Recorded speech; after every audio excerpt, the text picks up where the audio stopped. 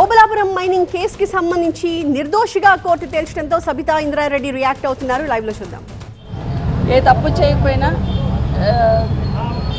కేసులో వచ్చేసామని ఒక రకమైన బాధ ఆ రోజు ఈ కోర్టు మెట్లు ఎక్కినప్పుడు, ఈరోజు న్యాయ వ్యవస్థ మీద సంపూర్ణమైన విశ్వాసంతో ఆ రోజు అదే చెప్పాను, ఈరోజు అదే చెప్తున్నాను.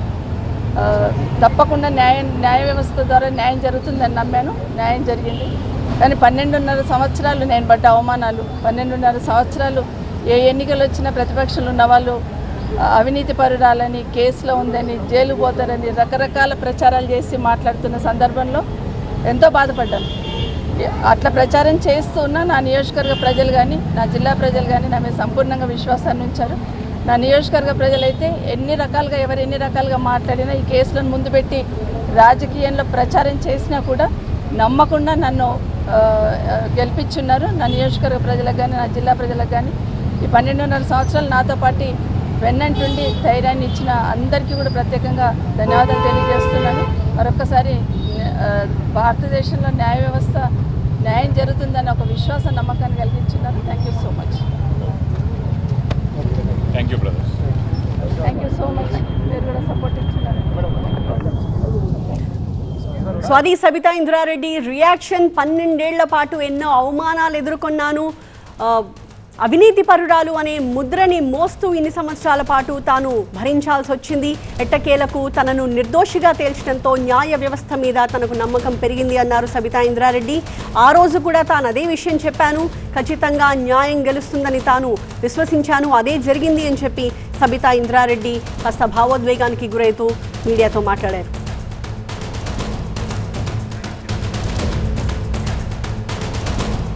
585లో second top story. AP liquor scam లో కీలక పరిణామం చోటు చేసుకుంది. కేసులో A31 గా ధనుంజయ రెడ్డి, A32 గా కృష్ణమోహన్ రెడ్డి, A33 గా గోవిందప్ప బాలాజీలను చేర్చారు సిట్ అధికారులు. ఇప్పటికే ఈ కేసులో అరెస్ట్ అయిన 4 నిందితుల వాంగ్మూలం ఆధారంగా ఈ 3 పేర్లను సిట్ అధికారులు కేసులో చేర్చారు. కస్టడీలో కేసిరెడ్డి రాజశేఖర్ రెడ్డి, చాణిక్య ఈ 3 పేర్లను చెప్పారని సిట్ అధికారులు ఏసీబీ కోర్టులో మెమో దాఖలు చేశారు.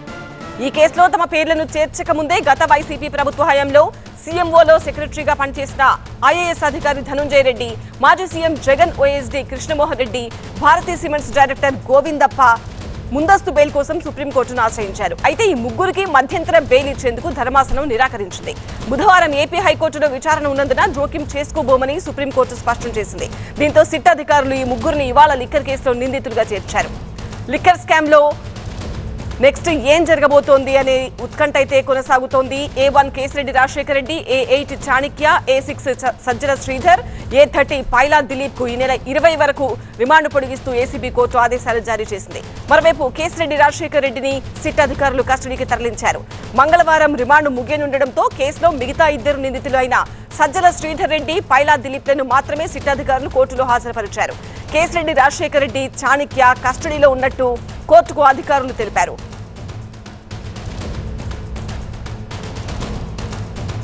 మరింత సమాచారం టీవీ ప్రతినిధి వసంత్ అడిగి తెలుసుకుందాం. వసంత్, A31, A32, A33 ముగ్గురిని కూడా చేర్చబోతున్నారు. సో వీళ్ళ విచారణ ఏ విధంగా ఉండబోతోంది? ఇంకెవరి పేర్లైనా కొత్తగా రాబోతున్నాయా? లిక్కర్ స్కామ్లో లోతుగా దర్యాప్తు చేస్తోంది సిట్. ప్రధానంగా ఈ కేసుకు సంబంధించి రాష్ట్ర ప్రభుత్వం సైతం అత్యంత ప్రతిష్టాత్మకంగా తీసుకుంది. ఈ కేసు వెనక ఈ లిక్కర్ స్కామ్లో ఎవరెవరు ఉన్నారు, ఎవరి పాత్ర ఏంటి, అసలు ఎలా లిక్కర్ కంపెనీల నుంచి డబ్బులు వసూలు చేశారు, వాటిని ఎక్కడికి తరలించారు, ఎవరి ద్వారా తరలించారు, ఎవరు చెప్తే ఈ మొత్తం లిక్కర్ స్కామ్ దందాన్ని నడిపించారు అనే కోణంలో సిట్ ఫోకస్ పెట్టింది. అందులో భాగంగానే ఇప్పటివరకు మొదట కేసిరెడ్డి రాజశేఖర రెడ్డి అరెస్ట్ తర్వాత 29 మంది నిందితులుగా చర్చగా, ఆ తర్వాత కేసిరెడ్డి రాజశేఖర రెడ్డి పిఏ దిలీప్ను A30గా చేర్చారు. అనంతరం అనూహ్య పరిణామాల నడుమున A31గా నాడు సీఎంఓలో కీలకంగా వ్యవహరించినటువంటి A31గా ధనుంజయ రెడ్డిని, A32గా జగన్మోహన్ రెడ్డి ఓఎస్డీగా పనిచేసినటువంటి కృష్ణమోహన్ రెడ్డి, అలాగే A33గా భారతీయ సిమెంట్స్లో చార్టెడ్ అకౌంటెంట్గా ఉన్న ఆడిటర్గా ఉన్నటువంటి గోవిందప్ప బాలాజీని సిట్ అధికారులు నిందితులుగా చేర్చారు. ఈ సంఖ్య మరింత పెరిగేటటువంటి అవకాశం ఉంది అనే ప్రధానంగా సిట్ అధికారులు చెప్తున్నారు. ఎందుకంటే దాదాపు గత 5 ఏళ్ల పాటు లిక్కర్ స్కామ్లో అక్రమాలకు పాల్పడ్డారు.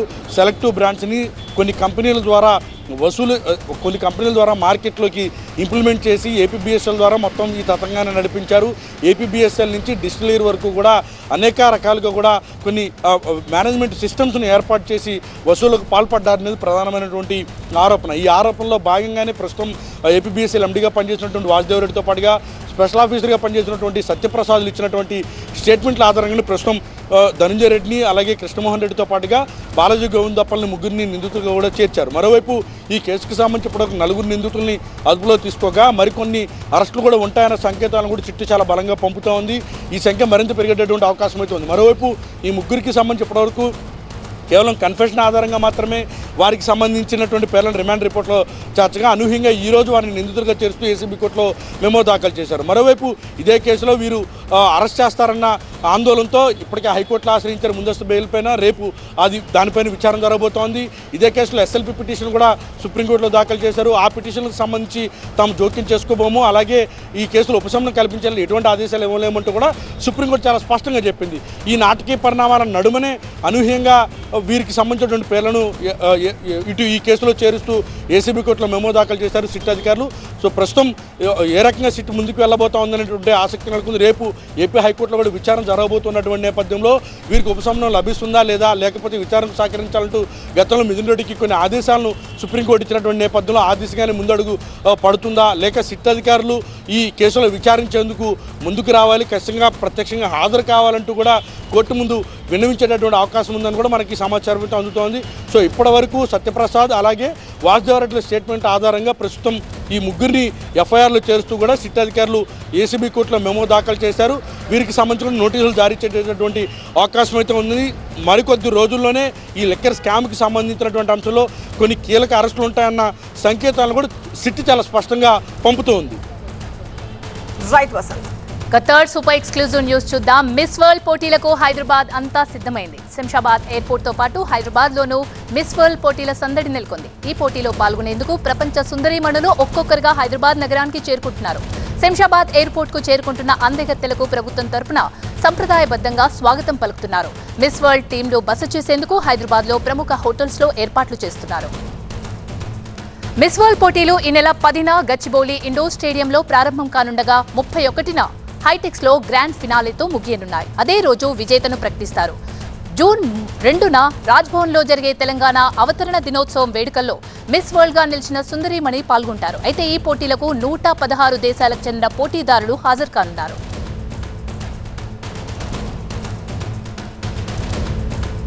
పూర్తి సమాచారాన్ని మా ప్రతినిధి శ్రవణ్ అందిస్తారు. శ్రవణ్, భాగ్యనగరానికి అందగత్తెలు ఒక్కొక్కరుగా వస్తున్నారు. మరి ఇప్పటి వరకు ఎంతమంది విదేశీ అతిథులు హైదరాబాద్ కు చేరుకుంటున్నారు? భద్రతా ఏర్పాట్లు ఏ విధంగా ఉన్నాయి? మొత్తం 116 దేశాలకు చెందిన సుందరిమణులు హైదరాబాద్కు చేరుకుంటున్నారు. ఈరోజు 12 మంది వివిధ దేశాలకు చెందిన సుందరిమణులు హైదరాబాద్కు చేరుకున్నారు మిస్ వరల్డ్ పోటీలో కాంటెస్ట్ చేయడానికి. అందులో భాగంగా మిస్ ఇండియా నందిని గుప్తా కూడా ఈరోజు హైదరాబాద్కి చేరుకున్నారు. శంషాబాద్ ఎయిర్పోర్ట్లో మంత్రి జూపల్లి టూరిజం మినిస్టర్ జూపల్లి కృష్ణారావు ఏర్పాట్లను పర్యవేక్షించడానికి వెళ్ళిన సమయంలో నందిని గుప్తా అలాగే మిస్ మెక్సికో కూడా మంత్రి జూపల్లిని మర్యాదపూర్వకంగా కలవటం జరిగింది. ఇక ఈ నెల 10న గచ్చిబౌలి ఇండోర్ స్టేడియంలో 250 మంది కళాకారులతో తెలంగాణ సాంప్రదాయ నృత్య రూపకమైన పేరిణి నాట్యం 2000 ఏళ్ల చరిత్ర కలిగిన కాకతీయుల కాలం నాటి పేరిణి కళా నృత్యంతో వాళ్ళకి కంటెంపరీ ప్రోగ్రాం జరుగుతుంది. 12వ తారీఖున నాగార్జున సాగర్లోని బుద్ధవనంని అందగత్తెలు సందర్శించబోతున్నారు. మొత్తం 116 దేశాలకు చెందిన ఈ సుందరిమణులను 6 టీంలుగా విభజించి రాష్ట్ర వ్యాప్తంగా వివిధ ప్రాంతాల్లో పర్యటించబోతున్నారు. దాంతోపాటుగా కూడా టెంపుల్ టూరిజంలో భాగంగా యాదగిరిగుట్ట లక్ష్మీ నరసింహస్వామిని సందర్శించబోతున్నారు. దాంతోపాటుగా పిల్లలమర్రి మహబూబ్నగర్ జిల్లాలో ఉన్న పిల్లలమర్రి చెట్టు చాలా ఫేమస్, దాన్ని కూడా సందర్శించబోతున్నారు. ఇక 12వ తారీఖు 13వ తారీఖు చార్మినార్ ఏదైతే ఉందో చార్మినార్ లాడ్ బజార్లో హెరిటేజ్ వాక్ నిర్వహించబోతున్నారు. దాంతోపాటుగా కూడా అక్కడ చౌమహల్లా ప్యాలెస్ చాలా ఫేమస్ అయిన నిజాం కాలం నాటి బిల్డింగ్ అయినటువంటి చౌమహల్లా ప్యాలెస్ను కూడా వాళ్ళు సందర్శిస్తారు. అక్కడ మ్యూజికల్ కాన్సర్ట్ ఉంటుంది. దాంతోపాటు కూడా వెల్కమ్ డిన్నర్ ఏర్పాటు చేస్తారు. దాదాపుగా 20-21వ తారీఖు దాంట్లో వాళ్ళు ఉప్పల్ స్టేడియంలో జరిగే క్రికెట్ మ్యాచ్ను కూడా సందర్శించబోతున్నారు. మెడికల్ టూరిజంలో భాగంగా ఏఏజీ హాస్పిటల్ని కూడా సందర్శించబోతున్నారు. దాంతోపాటుగా కూడా సెక్యూరిటీ టూరిజంలో భాగంగా కూడా కమాండ్ ఎంతో ప్రతిష్టాత్మకంగా నిర్మించబడిన కమాండ్ కంట్రోల్ సెంటర్ ఏదైతే ఉందో దాన్ని కూడా సందర్శిస్తారో, దాంతోపాటుగా కూడా సచివాలయాన్ని సందర్శిస్తారు.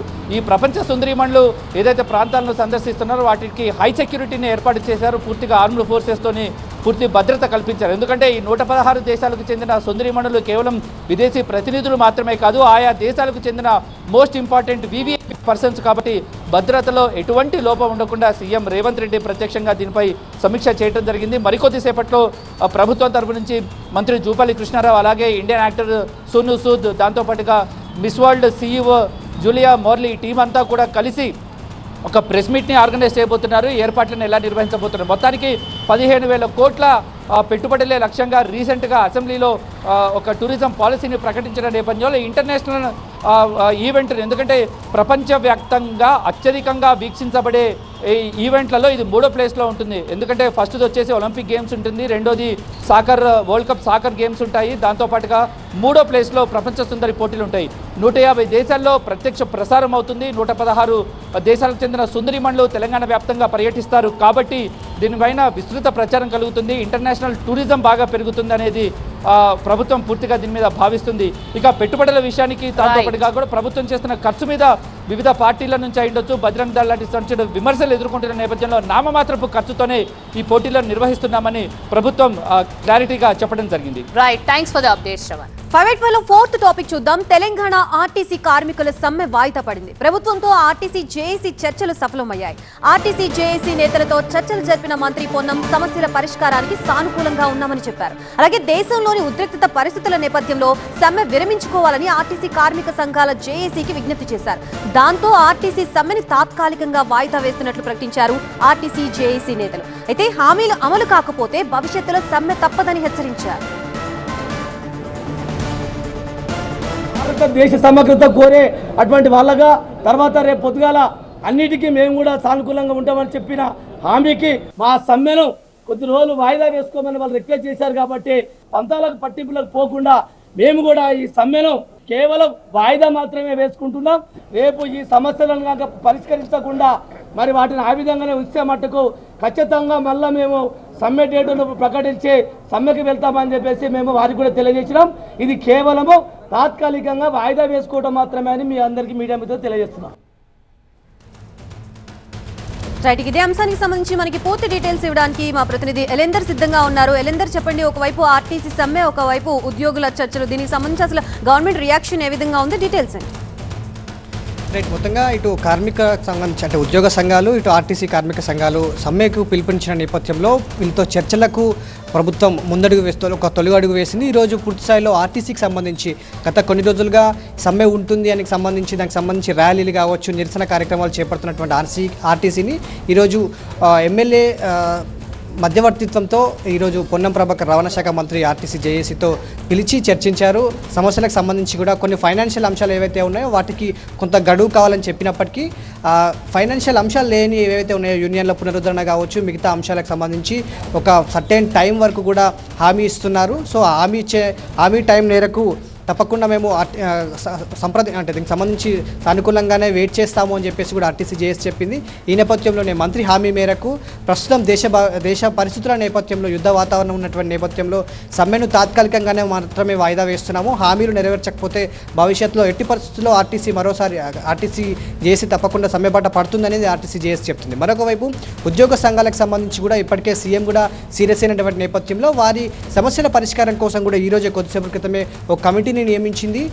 దీంట్లో సీనియర్ ఐఏఎస్ ఆఫీసర్లు లోకేష్ కుమార్ కావచ్చు, నవీన్ మిట్టల్, అదేవిధంగా కృష్ణభాస్కర్ ముగ్గురితో త్రిసభ్య కమిటీని ఏర్పాటు చేసింది. ఆ త్రిసభ్య కమిటీ ఉద్యోగ సంఘాలకు సంబంధించినటువంటి సమస్యలు ఏవైతే అంటే గుర్తింపు పొందినటువంటి ఉద్యోగ సంఘాలు ఏవైతే ఉన్నాయో ముఖ్యమైనటువంటివి, ఆ సంఘాలకు సంబంధించినటువంటి సమస్యలు ఏమిటి, వాళ్ళు చెప్తున్నటువంటి సలహాలు సూచనలు ఏవైతే ఉన్నాయో వాటిపైన ఒక చర్చించాలి. వాటితో మాట్లాడిన తర్వాత ఒక నివేదికను తయారు చేసి త్వరగా దాదాపు ఒక వారం రోజుల లోపు ఈ సంఘాలతో భేటీ అయ్యి కమిటీ ప్రభుత్వానికి నివేదిక అందించాలి. నివేదిక ఆధారంగా సమస్యల పరిష్కారానికి మేము సానుకూలంగానే ఉన్నామనే అంశాన్ని కూడా ప్రభుత్వం చెప్తున్నటువంటి నేపథ్యంలో పూర్తిస్థాయిలో ఓవరాల్గా ఇప్పుడున్నటువంటి నేపథ్యంలో పరిస్థితులు సరిగ్గా లేవు కాబట్టి ఆర్థిక పరిస్థితి బాగాలేదని ఇప్పటికే సీఎం గత కొన్ని సందర్భాల్లో ప్రస్తావించినటువంటి నేపథ్యంలో ఈ కమిటీ ద్వారా అదేవిధంగా చర్చల ద్వారా సమ్మెకి దూరం చేయాలి, పరిస్థితిని గాడిలో పెట్టే ప్రయత్నం అయితే ప్రభుత్వం చేసినటువంటి పరిస్థితి అయితే కనిపిస్తున్నాయి. దీనికి సంబంధించి